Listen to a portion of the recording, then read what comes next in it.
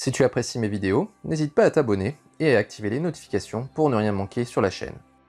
Salut tout le monde, bienvenue sur la chaîne Mitrailleur pour cette review numéro 53 qui va être le passage en revue de cette figurine, à savoir le Iki du Phoenix version 2, c'est-à-dire New Bronze Cloth, en version Power of Gold. Power of Gold, ce sont les armures de bronze que revêtent donc les chevaliers de bronze lors de l'arc Poséidon et qui se transforment en armure d'or dès lors que le chevalier de bronze fait intensifier à l'extrême sa Cosmo-énergie. Cette version que vous avez à gauche est issue du Tamashii Nations 2021, c'est donc une réédition de la version que vous avez à droite, qui est elle issue du Docks at Hong Kong, qui était en fait une exposition pour fêter le 30e anniversaire de la série, comme vous pouvez le voir sur le recto de cette boîte. Alors mon intention dans cette review n'est pas d'en faire une review super détaillée, tout simplement parce que cette figurine, eh bien, j'ai eu l'occasion de la chroniquer il y a peu dans sa version normale, donc je vous renvoie évidemment vers cette review. Ça va être plutôt de faire une review un peu au débeauté, pour utiliser un mot un peu désuet, qui vous permettra d'appréhender la figurine dans ses grandes lignes et de décider ou non de son achat. Alors cette figurine à gauche, donc, eh bien, je l'ai acquise sur l'excellente boutique obigenki.com, obi-genki.com. Donc c'est une figurine que vous pourrez toucher aux alentours de 100 €, c'est d'ailleurs à ce tarif qu'elle apparaît sur le site, auquel bien entendu il faudra rajouter les frais de port. À noter que cette figurine, eh bien, vous ne pourrez pas la commander dans le circuit classique, puisque c'est une exclue salon Tamashii Nation de Tokyo. Donc ce qui veut dire que si vous voulez acquérir cette figurine, eh bien, il faudra obligatoirement l'importer, donc soit par un vendeur européen qui lui-même importe ces figurines, soit directement en faire l'achat au Japon ou sur les circuits internationaux. Via l'onglet communautaire de la chaîne, j'ai eu l'occasion de vous avertir de la sortie de cette figurine donc sur la boutique Obigenki. Maintenant, à l'heure où je parle, je ne suis pas sûr qu'elle est encore disponible, mais ce que je sais, c'est que le gérant en remet de temps en temps, au fur et à mesure des réappros de ses fournisseurs. Donc si jamais vous êtes intéressé par cette figurine, eh bien, je vous encourage à laisser votre email dans le champ prévu à cet effet, sur la page de la figurine, comme ça vous serez prévenu si jamais il y a un restock. Donc ça, c'est pour ce qui est de la version à gauche. La version à droite, comme je l'ai dit tout à l'heure, est une version qui est issue d'une expo qui fêtait le 30e anniversaire de la série. C'est une figurine qui coûte un bras, enfin en tout cas elle coûtait un bras jusqu'à ce que celle-ci sorte. Pour vous donner un ordre d'idée, avant que celle-ci soit annoncée, eh bien, on pouvait difficilement se procurer la version de droite à moins de 300 €. Personnellement, c'est une figurine que j'ai eue à peu près 200 €. 200 € hors port, donc ce qui m'a coûté 220 € frais de port compris. Ça me faisait déjà mal au ventre de mettre cette somme-là pour cette figurine, mais malheureusement, eh bien, c'était celle qui me manquait pour finir les Power of Gold, et je pense qu'on était nombreux dans cette situation. Ce qui veut dire que maintenant, eh bien, si vous avez les 4 autres, eh bien, celle-ci pourra vous servir pour compléter la gamme. Alors on va jeter un œil sur les packaging. On va commencer d'abord par la version donc Hong Kong, la version des Docks at Hong Kong 2016.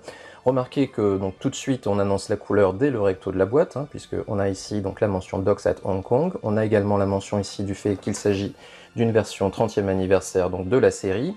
C'est une figurine que vous ne pouvez pas acheter par le circuit classique, exactement comme celle dont j'ai parlé tout à l'heure avec le Tamashii Nations de Tokyo. Donc cette figurine en 2016 ne pouvait pas être achetée par le circuit classique, et si vous désirez acquérir cette figurine proprement dite, eh bien vous ne pourrez pas malheureusement l'importer par un vendeur européen. Vous devrez obligatoirement passer par l'international. Vous avez donc ici la mention du sticker, donc, qui est un sticker HK, donc Hong Kong, ce qui n'est pas étonnant puisque cette figurine était vendue donc à Hong Kong. Vous avez un coloris qui a été repris sur toutes les figurines qui ont été annoncées pendant cette exposition, c'est-à-dire une boîte qui est complètement dorée, donc vous voyez sur toutes les faces. Elle est totalement dorée, donc ce qui renvoie bien entendu à ce qu'est la nature de cette armure. Vous avez toujours, comme d'habitude en face avant, les logos traditionnels, Bandai, Tamashii Nations. Vous n'avez pas encore ici le logo Tamashii Nations Quality, qui n'est apparu que par la suite, plus tardivement. Vous avez la mention ici de Golden Limited Edition, donc ce qui veut dire clairement qu'il s'agit d'une figurine qui n'est pas tirée en très grand nombre, donc ce qui veut dire forcément que vous allez devoir y laisser un rein pour l'acquérir. En tout cas, la couleur est annoncée du départ. Au verso, eh bien, vous avez un verso qui est vraiment très épuré, avec simplement une sorte de diorama ici. Alors on sait pas vraiment si c'est un diorama ou si c'est une vraie photo qui a été prise je ne sais où. Bon, en tout cas, on devine un temple grec et à part ça, eh bien, vous voyez que la figurine n'y figure absolument pas. On n'a absolument pas de vision de ce qu'est la figurine et zéro configuration comme on a traditionnellement sur les boîtes normales. Bon, une boîte qui est jolie, qui est assez épurée et qui donne un certain cachet à la figurine. Donc voilà pour ce qui est de la boîte. Ensuite, donc cette version réédition Tamashinations de Tokyo, donc sortie en 2021. Donc c'est ce que vous avez bien entendu en face avant. Remarquez qu'il n'y a plus de mention de date, contrairement à ces figurines-là où on avait ici le fait qu'elle était sortie en 2016. Depuis un certain temps maintenant, eh bien, Bandai ne mentionne plus la date de parution de ces figurines, ce que je trouve un peu dommage, parce que en tant que collectionneur, je pense qu'on aime bien savoir à quel moment on a acquis telle ou telle figurine. Donc en face avant, eh bien, vous allez retrouver le même logo, enfin les mêmes logos. En plus, vous allez avoir celui du Tamashinations Quality, hein, qui est argenté. Vous avez ici, cette fois, une version japonaise. Vous voyez que le sticker est doré et on a surtout une inscription ici qui est en japonais. C'est une boîte qui est quand même très très sobre, hein. On arbore ici simplement un fond noir gris anthracite avec le Chevalier du Phénix en filigrane. Bon, on est loin de la boîte clinquante que l'on avait lors du Tamashinations de Hong Kong en 2016. Donc ici, une boîte somme toute très sobre.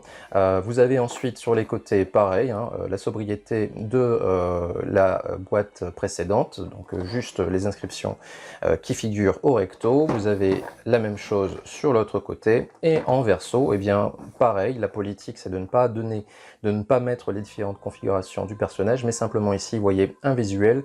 Contrairement à l'autre boîte, on a quand même ici le rendu de ce qu'est la figurine que vous avez dans la boîte. Donc voilà pour ce qui est de ce verso. Au-dessus, il y a la mention Tamashinations de Tokyo et en dessous, les mentions légales.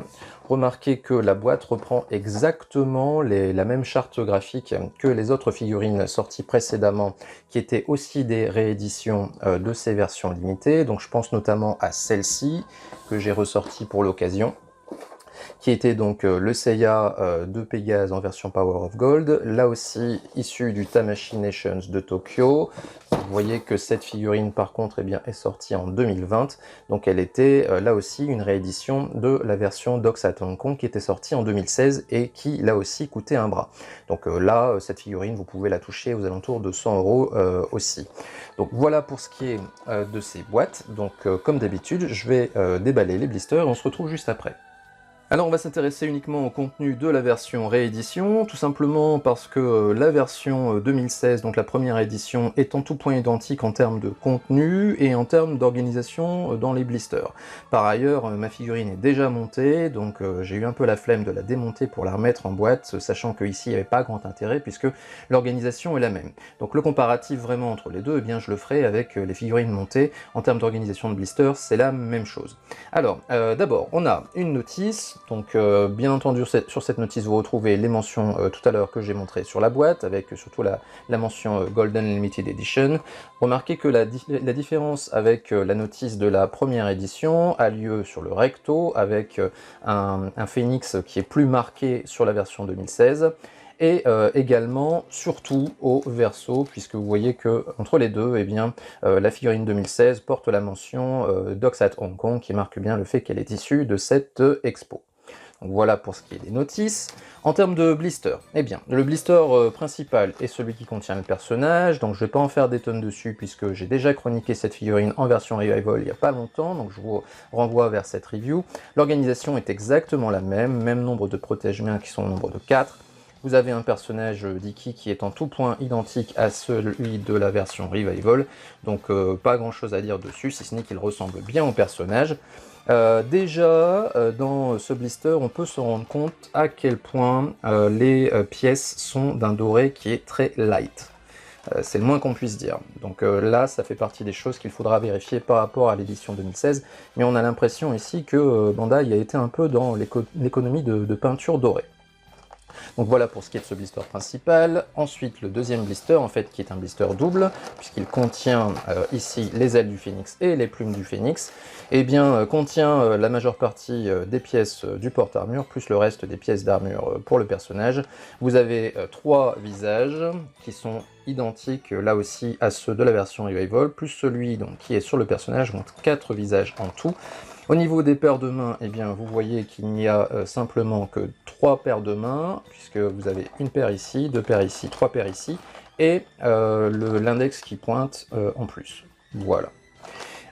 Ensuite, au niveau des petites queues de phénix, rappelez-vous que pour la version Revival, eh bien, j'avais montré qu'elles étaient légèrement plus longues que celles de la première édition, donc il conviendra ici de vérifier si c'est également le cas pour cette réédition de la Power of Gold. Donc voilà pour ce qui est des contenus, vous voyez que j'avais pas énormément à dire dessus. Comment on va procéder maintenant? Eh bien, je vais monter la figurine hors champ, je vais même pas vous le faire en version accélérée puisque le montage est identique à celui de la version Revival normale, donc je vous renvoie à nouveau vers cette review. Ce que je vais faire, donc montage hors champ, petit posing juste après, et nous on se retrouve après le posing pour le comparatif bilan avec la version première édition.